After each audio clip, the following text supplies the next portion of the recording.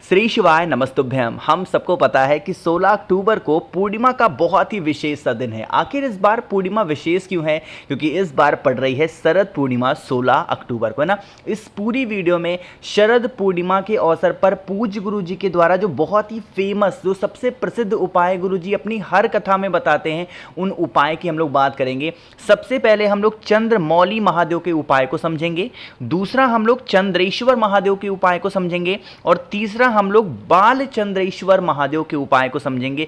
पूरे साल आपके घर में हमेशा सुख शांति समृद्धि बनी रहेगी। बहुत ही नियम के साथ और प्यार से इस उपाय को आपको समझाऊंगा, तो वीडियो को पूरा देखेंगे, ठीक है ना। तो सबसे पहले हम लोग चंद्रमौली महादेव के इस उपाय को बहुत ही विशेष तौर पे समझने की कोशिश करते हैं। स्क्रीन पे आप सभी को चावल का दाना दिख रहा है। अगर आपकी कोई ऐसी मनोकामना जो बहुत दिनों से अधूरी है और वो पूरी नहीं हो पा रही, तो आप इस उपाय को करेंगे, ठीक है ना।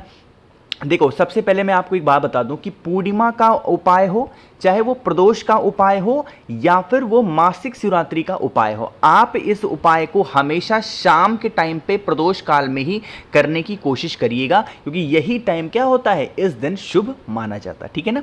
देखो, अब आपको इस उपाय के लिए एक चावल का दाना लेना है जो कहीं से खंडित ना हो, टूटा हुआ ना हो, ठीक है ना। चावल का दाना लेने के साथ में आपको जरूरत पड़ेगी एक बेलपत्र की। ध्यान रखिएगा, वो बेलपत्र भी कहीं से कटा फिटा ना हो, बहुत ही प्यारा सा सुंदर सा एक बेलपत्र हो। एक बेलपत्र और एक चावल का दाना लेंगे, साथ ही साथ तांबे का लोटा लीजिएगा, उसके अंदर जल भरिएगा। जल के अंदर पूर्णिमा तिथि पे हमेशा क्या डालते हैं, गंगा जल जरूर डालेंगे। अब अगर काफी लोग परेशान हो, भैया हमारे घर में गंगा जल नहीं है, हम क्या करें, तो आपको उसके लिए चिंतित नहीं होना है। आपको इस कलश के अंदर क्या डालना है, किसी भी पवित्र नदी का जल, ठीक है ना। कलश को उठाना। और हाँ, एक बात और, जो मैंने आपको एक चावल का दाना दिखाया और जो मैंने आपको एक बेलपत्र दिखाया, इस कलश के अंदर नहीं डालेंगे और पहुंच जाएंगे महादेव के शिवलिंग के पास में। मन है आप इस उपाय को घर पे कर सकते हैं, मन है आप इस उपाय को मंदिर में कर सकते हैं, ठीक है। देखो, इस उपाय का एक नियम है और वो नियम है, सबसे बड़ी बात होती है इस उपाय में दिशा को लेकर, ठीक है ना। डायरेक्शन आपकी सही होनी चाहिए। आपको इस उपाय में किसी भी दिशा में महादेव के शिवलिंग के पास में, चाहे उत्तर की तरफ देखना हो उत्तर की तरफ खड़े हो जाओ, दक्षिण देखना हो दक्षिण खड़े हो जाओ, मतलब कहने का मतलब है कहीं पे भी शिवलिंग के आसपास आप खड़े हो जाओ, ठीक है ना। वहां पर खड़े होकर के आपको सबसे पहला काम करना है, जो एक चावल का दाना मैंने आपको दिखाया, उस चावल के दाने को चंद्रमौली महादेव, फिर से बोल रहा हूं, नाम को एक बार आप नोट कर लो ध्यान से, चंद्रमौली महादेव के नाम से चावल का दाना चढ़ाना। जिस स्थान से खड़े होकर के चावल का दाना आपने समर्पित किया था, उसी स्थान पर खड़े होकर के, स्थान आपको चेंज नहीं करना है, उसी स्थान पर खड़े होकर उसी दिशा में देख करके अपनी मनोकामना, जो आपकी विशेष हैं, बहुत दिनों से अधूरी हैं, उस कामना से वह बेलपत्र चावल के दाने के ऊपर चढ़ाएंगे, ठीक है ना। चढ़ा दिया। अब आपके पास में लास्ट में है एक लोटा जल। जिस स्थान पे खड़े होकर के चावल का दाना चढ़ाया, जिस स्थान पे खड़े होकर के बेलपत्र चढ़ाई, जिस तरफ देख करके चावल का दाना और बेलपत्र चढ़ाया, उसी तरफ देख करके आपको जल महादेव के शिवलिंग के ऊपर समर्पित करना है। और जो आपकी कामना हो आप कह देना। जो भी व्यक्ति शरद पूर्णिमा के अवसर पर, सबसे बड़ी पूर्णिमा मानी जाती है, बहुत ही खिलखिलाता हुआ चांद आपको देखने को मिलेगा इस दिन, तो आप इस उपाय को करेंगे, जिससे आपकी जीवन में बहुत परिवर्तन आए और बरसों पुरानी जो आपकी मनोकामना है वो पूरी जरूर हो जाए, ठीक है ना। हम लोगों ने कितने उपाय की बात की, पहले उपाय की। दूसरा अब हम लोग उपाय की बात करने जा रहे हैं, जो है चंद्रेश्वर महादेव। कौन से महादेव, चंद्रेश्वर महादेव के नाम से अब आपको उपाय करना है। सबसे पहले समझ लेते हैं इस उपाय के बेनिफिट क्या है, फायदे क्या हैं। देखो, जैसे आज के टाइम पे एक आम बात हो गई है कि हर इंसान घर में क्या हो रहा है, आज के टाइम पे क्रोधी हो रहा है, या फिर घर में कोई भी ऐसा इंसान है जो चिड़चिड़ करता है हर छोटी बातों को लेके, मतलब पूरी फैमिली उस इंसान से परेशान है। तो आपको इस उपाय को करना है। इसके लिए हमें चावल का दाना, आपको काले तिल लेने हैं। कितने, 31 आपको काले तिल लेने हैं। साथ ही साथ आपको चावल का दाना भी कितना लेना है, 31 चावल का दाना, 31 काले तिल, और आपको 31 कोई भी अनाज का दाना। अगर हरा मूंग मिल जाता है तो बहुत अच्छी बात है, वरना कोई सा भी अनाज का दाना लेना, ठीक है ना। फिर से समझा रहा हूं, 31 अनाज के दाने, 31 चावल का दाना, साथ ही साथ 31 काला तिल। इन तीनों चीजों को लेंगे। एक तांबे के लोटे में आपको जल भरना है। इस जल के अंदर किसी भी पवित्र नदी का जल डालिएगा, है ना। फिर आप इस कलश को उठाना और पहुंच जाना सीधा महादेव के शिवलिंग के पास में, फेस रखिएगा उत्तर दिशा, नॉर्थ डायरेक्शन। हम सबको पता है महादेव का पूरा परिवार शिवलिंग के ऊपर ही विराजमान है ना। तो आपको क्या करना है, जो चीज़ें मैं आपको बताने जा रहा हूँ उस चीज़ को नोट करिएगा। सबसे पहले 31 चावल का दाना माता अशोक सुंदरी के स्थान पे समर्पित करेंगे। किसका स्मरण करोगे? चंद्रेश्वर महादेव। फिर से बोल रहा हूं, कौन से महादेव? चंद्रेश्वर महादेव के नाम से 31 चावल का दाना कहां चढ़ाएंगे? माता अशोक सुंदरी के स्थान पे। दूसरा, जो आपके पास में काला तिल है, सॉरी, जो आपके पास में अनाज के दाने हैं, उन अनाज के दाने को माता के हस्तकमल, जिसे हम प्रेम से कटी भाग भी बोलते हैं, इस कटी भाग पे अनाज का दाना चढ़ाएंगे। तीसरा, आपको अभी काले तिल को नहीं चढ़ाना है। इन सिर्फ दोनों चीज़ों को समर्पित करके 1 लोटा शुद्ध जल तांबे के लोटे से महादेव के शिवलिंग के ऊपर श्री शिवाय नमस्तुभ्यम का जप करके चढ़ा देना।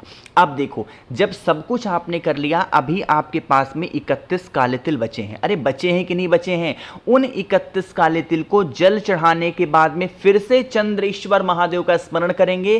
साथ ही साथ जो व्यक्ति घर में चिड़चिड़ कर रहा, गुस्सा कर रहा या फिर बहुत ज्यादा क्रोध कर रहा, उस व्यक्ति का नाम और गोत्र बोल के उस काले तिल को अगर आप शरद पूर्णिमा के अवसर पर रात में महादेव के शिवलिंग के ऊपर समर्पित कर देते हैं तो आपके घर में बीमारी कभी प्रवेश नहीं करेगी, और जो व्यक्ति घर में आपके चिड़चिड़ कर रहा, गुस्सा कर रहा, उसका गुस्सा भी धीरे धीरे शांत जरूर हो जाएगा। ठीक है ना। 2 उपाय आपको समझ में आ गए हैं। आगे बढ़ते हैं इस वीडियो के हम लोग अपने तीसरे उपाय की तरफ, जो कि आपको करना होगा इस तरीके से। दूरवा के साथ क्या फायदे हैं और कैसे करना है मैं आपको तब बताऊंगा जब आप सभी लोग करेंगे वीडियो को लाइक। मेरे जितने भी भाई बहन आवाज मेरी पहली बार सुन रहे हैं, चैनल को जरूर सब्सक्राइब करेंगे। ठीक है ना।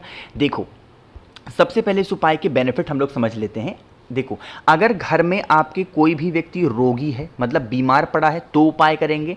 अगर कोई भी व्यक्ति घर में आपके बहुत क्रोध कर रहा, तो उपाय करेंगे।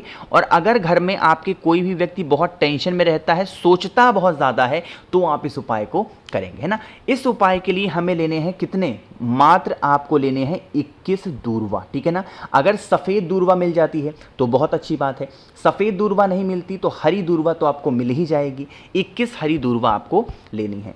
हरी वाली दूर्वा को लेके आपको शरद पूर्णिमा की रात में जब भी आपको चंद्र देवता के दर्शन हो, उस समय पे आपको अपने हाथों में लेकर के उन 21 दूर्वा को बाल चंद्रेश्वर महादेव के नाम से आपको चंद्र देवता के ऊपर से 7 बार घुमाना है। किसका स्मरण करोगे? बाल चंद्रेश्वर महादेव के नाम से आपको उस 21 दूर्वा को चंद्र देवता के ऊपर से 7 बार घुमाना है। और फिर उन्हीं 21 दूर्वा को लेकर के आप अपने घर में फिर नीचे आना, जहां पे महादेव का शिवलिंग है, वहां पे माता अशोक सुंदरी के स्थान पे उन 21 के 21 दूर्वा को फिर से बाल चंद्रेश्वर महादेव के नाम से समर्पित करके शिव शंभु भोलेनाथ से जो आपकी तकलीफें हैं, जो आपकी प्रॉब्लम है, उसकी कामना करेंगे।